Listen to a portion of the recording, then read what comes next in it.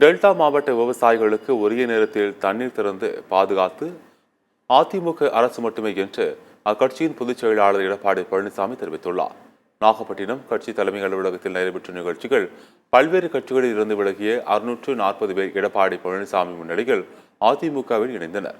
இதனைத் தொடர்ந்து நிகழ்ச்சிகளில் பேசிய எடப்பாடி பழனிசாமி, வறட்சி வரும்பொழுதெல்லாம் நிவாரணம் வழங்கி விவசாயிகளை காப்பாற்றிய கட்சி அதிமுக தான் என்று குறிப்பிட்டார். டெல்டா மாவட்ட விவசாயிகளுக்கு உரிய நேரத்தில் தண்ணீர் திறந்து கடன்களை தள்ளுபடி செய்தது உள்ளிட்ட பல்வேறு முயற்சிகள் அதிமுக ஆட்சியில் மட்டுமே நடைபெற்றதாகவும் எடப்பாடி பழனிசாமி தெரிவித்தார்.